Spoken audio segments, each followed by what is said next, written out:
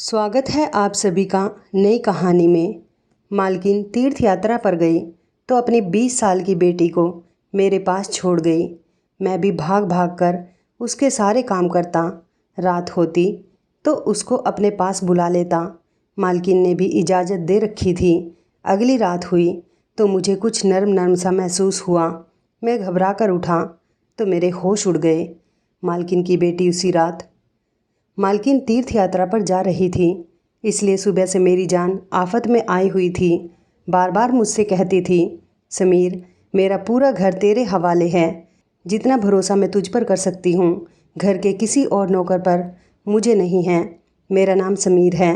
मेरी उम्र 30 साल थी, लेकिन मैं 10 साल की उम्र से मालकिन के घर काम कर रहा था। 20 साल से मैं मालकिन के घर नौकरी पर था, इसलिए जितना भरोसा वे मुझ पर करती थी किसी पर नहीं करती थी। इसलिए वह मुझे हर बात बता रही थी। कहने लगी, देख समीर, अपनी बेटी परी को मैं घर ही छोड़े जा रही हूँ, इसका बहुत ख्याल रखना। तुम्हें पता है ना, उसे नींद में चलने की आदत है। मैं सिर हिलाने लगा कि जी मालकिन, मुझे मालूम है। हालांकि मुझे क्या मालूम, वह तो अपने कमरे में ही सोती थी। उम्र में परी 20 साल की थी, लेकिन थी जरा बावले किस्म की, बेवकूफ़ और लाडली। मालकिन की इकलौती बेटी थी, इसलिए इसे लाड प्यार से रखा हुआ था। अभी तक गुड्डे गुड़ियों से खेलती थी। मैंने कहा कि मालकिन, मैं इसका भी ख्याल रखूँगा। लेकिन इसके बाद जो बात मालकिन ने मुझे कही, वो सुनकर तो मैं दंग सा रह गया था। वह कैसे मुझे ये बात कह सकती थी। कहने लगी, रात को तुम मेरी परी के साथ ही इसके कमरे में रहोगे। ये बात सुनकर तो मेरी पूरी आंखें हैरत से फैल गई थी। मेरा तो दिमाग ये सुनकर ही घूमने लगा था।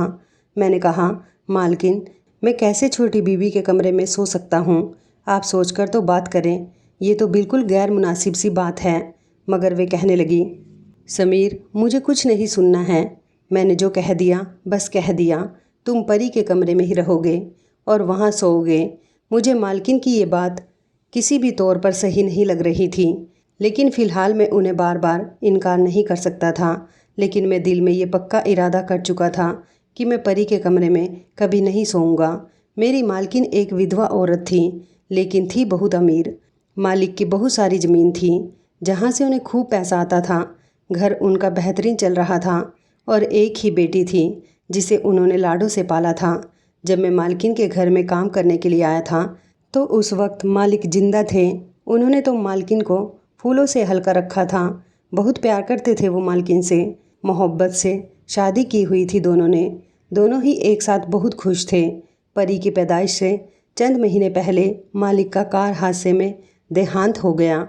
मालकिन सदमे से ही दीवानों जैसी बातें करने लगी थी। कभी कहती कि वे अभी आ जाएंगे, मुझे छोड़कर यूँ नहीं जा सकते। मैं उस वक्त 10 साल का था, लेकिन मालकिन की हालत देखकर फूट फूट कर रोया था, क्योंकि उनका रवैया शुरू से ही मेरे साथ बहुत अच्छा था। वह मेरा भी बड़ा ख्याल रखती थी, इसलिए मुझसे उनका दुख देखा नहीं जाता था। जब परी पैदा हुई तो पहले तो मालकिन बहुत रोई मालिक को याद करके, लेकिन फिर उनका दिल परी के साथ लग गया। मालकिन के माँ बाप ने बहुत चाहा कि मालकिन दूसरी शादी कर ले, लेकिन उन्होंने साफ इनकार कर दिया। कहने लगी कि नहीं, मुझे अपने पति से बहुत मोहब्बत थी और मैं अपनी सारी ज़िंदगी अपने पति के नाम पर गुजार दूंगी। मालकिन ने फिर यही किया। पूरा घर उन्होंने संभाल रखा था। तमाम नौकर को वह देखती थी। 14 साल का वक्त गुजर गया था। मालकिन का सबसे ज़्यादा वफादार और भरोसा करने वाला नौकर मैं था। कारोबार की देखरेख भी मालकिन ने मेरे हवाले कर रखी थी, लेकिन मैं भी नमक का हिसाब चुकाता था। एक एक पाई का हिसाब मालकिन को देता था। इस साल मालकिन के माँ बाप तीर्थ यात्रा पर जा रहे थे, इसलिए मालकिन ने कहा कि वह भी तीर्थ पर जाना चाहती है। ये सुनकर पहले तो परी ने हंगामा खड़ा कर दिया था कि वह अकेले यहाँ नहीं रहेगी, लेकिन उसके फाइनल पेपर थे, इसलिए मालकिन कहने लगी कि मैं तुम्हारी पढ़ाई को ख़राब नहीं करना चाहती, इसलिए तुम अगली बार मेरे साथ चले जाना। बड़ी मुश्किल से वो मानी थी, लेकिन जो कुछ मालकिन मुझसे कह रही थी वह बात मुझे सही नहीं लग रही थी। बहरहाल मालकिन मुझे सब कुछ समझा बुझाकर तीर्थ यात्रा पर चली गई और उनके जाते ही मैंने सोफ़े पर बैठकर सुकून का लंबा गहरा सांस लिया। फिर खाना बनाने वाले को बुलाया और अपने लिए बढ़िया सी चाय बनवाई। लेकिन मालकिन के होते हुए मैं कभी भी सोफ़े पर नहीं बैठा था। हालांकि उन्होंने मुझे कभी इनकार नहीं करना था, लेकिन मैं मालिक और नौकर का लिहाज हमेशा कायम रखता था। लेकिन अब सोच रहा था कि मालकिन गई है तो कुछ दिन मालिकों वाले ठाठ मैं भी करके देख लूँ। मैंने सुकून से सांस लिया और मज़े से अपनी दोनों टांगें सामने शीशे की टेबल पर रख दी। रिमोट हाथ में पकड़ा और टीवी पर चैनल बदलने लगा। अभी मैं सोच ही रहा था कि कौन सा चैनल देखूं। अभी मैं सही से इस माहौल से रूबरू हुआ भी ना था कि जब कमरे का दरवाज़ा खुला और परी लॉन्च में आई। जब उसने मेरे बैठने के तौर तरीके देखे तो माथे पर बल डालकर बोली, समीर के बच्चे, तुम्हारी शिकायत माँ के आते ही उन्हें लगाऊंगी कि कैसे उनके कीमती टेबल पर तुम पैर पसार के बैठे थे। ये सुनकर तो मैं हड़बड़ाकर बिल्कुल सीधा होकर बैठ गया। मैंने कहा, छोटी बेबी, ऊपर वाले के लिए मालकिन से मेरी शिकायत ना लगाना। मैंने फ़ौरन से टीवी बंद किया और रिमोट साइड पर रख दिया।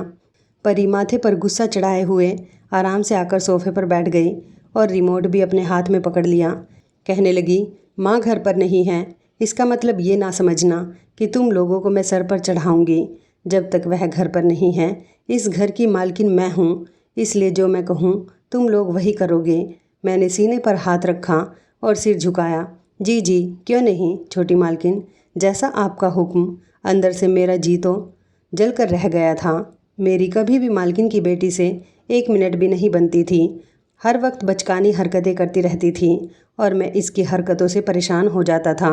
वह मुझे बाजार के काफ़ी सारे चक्कर लगवाती थी। कहती थी कि तुम ही मेरे लिए सामान लाओगे, ड्राइवर नहीं जाएगा, ना ही कोई दूसरा नौकर। मालकिन भी उसे कुछ नहीं कहती थी क्योंकि वह उनकी लाडली बेटी थी। मुझे ही कहती, जा समीर, जो छोटी मालकिन कहती है वो कर दो। चाय का कप नौकर लेकर आया तो मुझे ऐसा खड़ा देखकर अजीब सी हंसी मुझ पर हंसा था। कहने लगा, अभी तो बड़ा रौब जमा रहे थे, आ गए ना अपनी औकात में वापस। मैंने उसे घूर कर खा जाने वाली नज़रों से देखा था। उसने चाय का कप टेबल पर रखा। जो चाय मैंने पीनी थी वो चाय बड़े मज़े से परी पी रही थी। मेरा पूरा दिन इधर उधर के कार्यों में ही गुजर गया। जैसे ही रात हुई मैं अपने क्वार्टर में जाने लगा तो परी कहने लगी, तुम कहाँ जा रहे हो समीर? माँ ने कहा था कि तुम मेरे कमरे में सोओगे। ये सुनकर मुझे मालकिन की बात याद आ गई। मैंने हैरानी से परी की तरफ देखा। मैंने कहा, छोटी मालकिन, मुझे अपने क्वार्टर के अलावा कहीं नींद नहीं आती।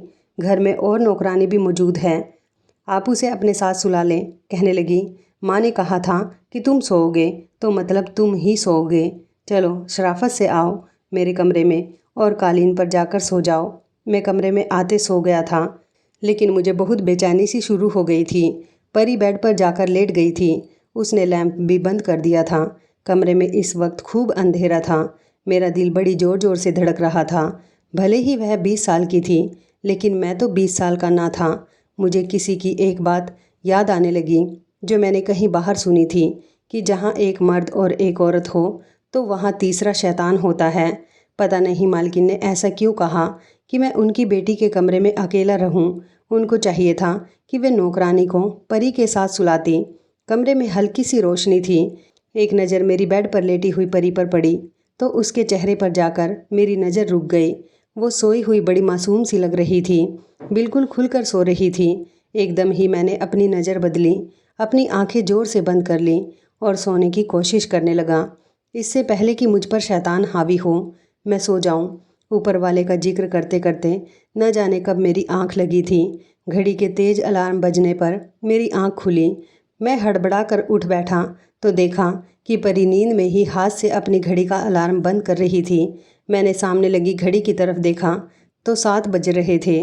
फ़ौरन उठकर उसके कमरे से बाहर निकल गया। इसे कॉलेज जाना था और इसका पेपर भी था। मालकिन ने कहा था कि ड्राइवर के साथ परी को अकेला मत भेजना। इसलिए जब परी तैयार होकर कमरे से बाहर आई, ड्राइवर के साथ मैं जाकर उसे कॉलेज छोड़ आया। इसके बाद मैं ज़मीनों का हिसाब किताब देखने लगा। कितनी रकम आई, कहाँ फंसी, क्या हुआ क्या नहीं, ये हिसाब सब मेरी जिम्मेदारी थी। मैं कामों में ऐसा उलझा कि मुझे याद ही नहीं रहा कि परी को वापस लेने भी मुझे ही जाना था। जब तक मैं ना जाता, ड्राइवर भी परी को कॉलेज से लेने नहीं जाता और ये मालकिन का हुक्म था। मैं अपने काम में ऐसा घनचक्कर था कि मेरे दिमाग से यह बात निकल चुकी थी। 12 बजे परी की छुट्टी होनी थी और मुझे 1:30 बज चुका था कि जब मेरे फ़ोन पर बेल बजने लगी। जब मैंने नंबर देखा तो मालकिन का था। मैंने जल्दी से फ़ोन उठाया तो वह मुझ पर भड़क उठी। कहने लगी, मुझे परी की कॉल आई थी, वो अभी तक कॉलेज में है, तुम उसे लेने क्यों नहीं गए? ये सुनकर तो मेरा दिमाग घूम गया। मैं तो बिल्कुल भूल चुका था। मैंने कहा, मालकिन मैं ज़मीनों के हिसाब किताब में लगा हुआ था। मालकिन कहने लगी, जाकर उसको लेकर आओ। मैंने सारे खाते बंद किए और घर से बाहर निकला। सामने ड्राइवर को मैंने खा जाने वाली नज़रों से देखा था। मैंने कहा, तुम मुझे बता नहीं सकते थे कि छोटी मालकिन की छुट्टी हो गई है? वो कहने लगा, मैं क्यों बताता, मालकिन तुम्हें सब नौकरों पर सरदार बनाकर गई है। ये तुम्हारा काम है कि तुम उन बातों को खुद याद रखो। ड्राइवर की बात ने तो मुझे गुस्सा दिला दिया था। मालकिन क्या गई थी, सारे नौकर सर पर चढ़ गए थे, वरना उनके सामने तो सर झुकाए रखते थे। खैर, मैं फटाफट से ड्राइवर के साथ बैठा और जब कॉलेज पहुंचा तो पूरा का पूरा कॉलेज खाली हो चुका था। सिर्फ परी ही कॉलेज में थी। कॉलेज का चौकीदार मुझे देखकर बोला, इतनी लेट क्यों आए हो? वो गुस्से से लाल पीली होती हुई गाड़ी में बैठ गई। जितनी देर मैं घर नहीं पहुंचा, वो मुझे बस बातें ही सुनाती रही। कहने लगी, माँ को आने दो, तुम्हारे कान ना खिंचवाऊँ तो फिर मुझसे कहना मेरा कसूर था, इसलिए मैं चुपचाप उसकी सारी बातें सुनता रहा। घर पहुँचे तो खाना बनाने वाले ने भी खाना तैयार नहीं किया हुआ था। नौकरानी ने भी घर की सफाई ठीक से नहीं की थी, बस अपनी बातों में बिजी थी। यह देखकर तो मेरा सिर चकराने लगा था। मालकिन के बगैर तो पूरा घर ही उल्टा पड़ने लगा था। मैं उन्हें कुछ कहता तो सब कहते कि तुम भी हमारी तरह नौकर हो, ज़्यादा हमारे सर पर सवार मत हो। मैं तो मालकिन के बिना बौखला के रह गया था। मैंने नौकरानी से ठीक से सफाई करने को कहा। अपनी निगरानी में पूरे घर को साफ सुथरा करवाकर रात को मैं थक चुका था। जब मैं परी के कमरे में गया तो वह ऊंची आवाज़ में अपना कॉलेज का काम याद कर रही थी। मैं लॉन्च में जाकर सो गया क्योंकि दिन भर का थका हुआ था। रात को मुझे लगा जैसे मैं कहीं और मौजूद हूँ। किसी के कदमों की छाप मुझे सुनाई दी।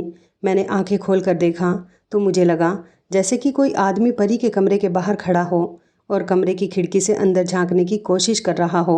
मैंने तेज आवाज़ में कहा, कौन है वहाँ? तो फ़ौरन से कोई किचन की तरफ भागता हुआ चला गया। मैं एकदम उठा, किचन की तरफ भागा, लेकिन इस वक्त किचन बिल्कुल खाली नज़र आ रही थी। मैंने लाइट जलाई, वहाँ कोई नहीं था। दरवाज़ा किचन का बाहर की तरफ भी खुलता था। जब मैंने वहाँ देखा तो उसकी कुंडी खुली हुई थी। जब मैं वहीं से बाहर निकला, बाहर भी सन्नाटा था। मैंने किचन के दरवाजे को अंदर की तरफ से कुंडी लगाई और वापस लॉन्च में आकर लेट गया। सोचने लगा कि कौन आदमी था जो रात के इस वक्त अंदर आया था। न जाने मुझे क्या सूझी। मैं परी के कमरे में चला गया। परी बेड पर सोई हुई थी। मैं जाकर कालीन पर लेट गया। रात को जैसे ही कुत्ते की आवाज़ें आने लगी तो परी शायद नींद में डर रही थी। कहने लगी, माँ मुझे डर लग रहा है, ये कुत्ते मुझे खा जाएंगे। माँ मेरा हाथ पकड़ लो। वह बेड में अपना हाथ मार रही थी। नींद में शायद वह मालकिन को ढूंढ रही थी। मुझे समझ नहीं आ रहा था कि ऐसे मौके पर मुझे क्या करना चाहिए। खैर, मैं उठा और अपना हाथ परी के हाथ में दे दिया। मेरा हाथ पकड़कर वो फिर से गहरी नींद में सो गई थी।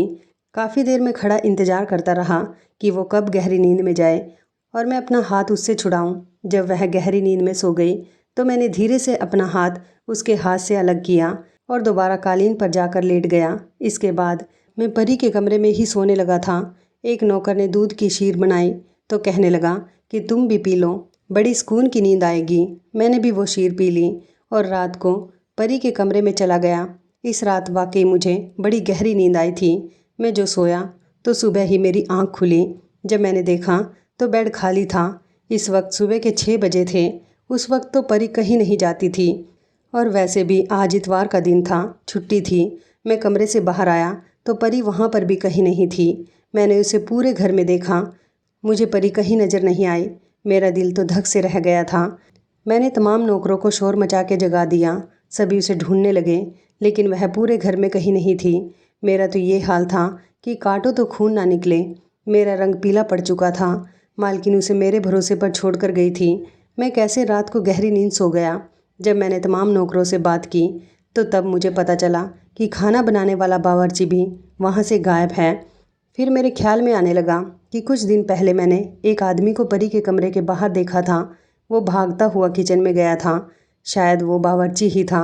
मैंने फ़ौरन मालकिन को फ़ोन किया और सारी बात उनके कानों में डाल दी। मैं बावर्ची का पता सब जानता था। मालकिन ने कहा कि तुम बावर्ची के घर पहुँचो और उसका पीछा करो। मैं पुलिस को फ़ोन कर देती हूँ। मैं भागता हुआ बावर्ची के घर गया तो मालूम हुआ कि उसकी बीवी बच्चे कहने लगे कि वह तो घर पर आया ही नहीं। फिर मुझे मोहल्ले वालों से पता चला कि सुबह सुबह बावर्ची परी के मुंह पर हाथ रखकर गाड़ी में बैठाकर कहीं ले जा रहा था। इस वक्त तक पुलिस भी हमारे बंगले तक पहुंच गई थी। सारी छानबीन के बाद बंगले के बाहर लगे कैमरे की मदद से हमें गाड़ी का नंबर मिल गया था और साथ ही इसमें नज़र आ रहा था कि बावर्ची परी के मुंह पर हाथ रखकर ज़बरदस्ती उसे गाड़ी में बैठा रहा है। गाड़ी का नंबर ट्रेस हो चुका था। मैं भी पुलिस वालों के साथ गया था। जैसे ही गाड़ी उन तक पहुंची तो उनकी गाड़ी सुनसान जगह पर खड़ी थी। मुझे याद आने लगा कि एक बार बावर्ची मुझे ऐसी जगह पर लाया था जहां उसके कुछ दोस्त रहते हैं। मैं भागता हुआ उसी तरफ जाने लगा जहां उसके दोस्तों का घर था। पुलिस बाद में पहुंची, लेकिन मैं इस घर में पहले पहुंच चुका था। मैंने दरवाजे पर ज़ोरदार लात मारी तो दरवाज़ा खुल गया। सामने बावर्ची और 2 मर्द मौजूद थे। उन्होंने परी को रस्सी से बांधकर एक कुर्सी पर बैठा रखा था। वह बहुत रो रही थी। देखकर तो मेरा खून खोल उठा। मैंने आव देखा न ताव और उन तीनों की धुलाई शुरू कर दी। इतनी देर में पुलिस वहां पहुंच गई थी। पुलिस ने उनको पकड़कर जेल में बंद कर दिया। रोते हुए परी मेरे गले से लग गई। बहुत डरी हुई थी। मैंने कहा कि तुम परेशान ना हो, जब तक मैं जिंदा हूँ तुम्हें कोई भी नुकसान नहीं पहुँचा सकता। चंद दिनों में मालकिन भी वापस आ गई थी। मालकिन परी को गले लगाकर रोने लगी और मुझसे कहने लगी, मुझे तुम पर भरोसा था कि तुम मेरी बेटी की हिफाजत ज़रूर करोगे। मैंने कहा कि मैं इसे हमेशा अपनी छोटी बहन की तरह समझता हूँ और जब तक मैं जिंदा हूँ आप बेफिक्र रहिए। ना तो आपकी तरफ कोई आंख उठाकर देख सकता है और ना ही परी की तरफ। यह सुनकर मालकिन खुश हो गई। तो इस कहानी के बारे में आपकी क्या राय है, कमेंट करके ज़रूर बताइएगा। दोस्तों, आपको हमारी ये कहानी कैसी लगी आप हमें कमेंट बॉक्स में ज़रूर बताएं। यदि आपके पास भी ऐसी कोई प्यारी सी कहानी है या फिर ऐसी कोई कहानी जिससे कोई शिक्षा मिले तो आप हमारे साथ उसको ज़रूर शेयर करें। दोस्तों, यदि आपको हमारी ये वीडियो अच्छी लगे तो आप हमारी इस वीडियो को लाइक शेयर ज़रूर करें और ऐसी ही दिल को छू लेने वाली प्रेरणादायक कहानियाँ सुनने के लिए हमारे चैनल को भी सब्सक्राइब करें। यदि आप हमें फेसबुक पर देख रहे हैं तो आप हमारे फेसबुक पेज को लाइक और फॉलो ज़रूर करें। तो दोस्तों, फिर मिलते हैं ऐसी ही ज़बरदस्त कहानी या टिप्स के साथ नई वीडियो में। तब तक के लिए धन्यवाद। आप सभी अपना ख्याल रखना। आपका दिन शुभ व मंगलमय हो।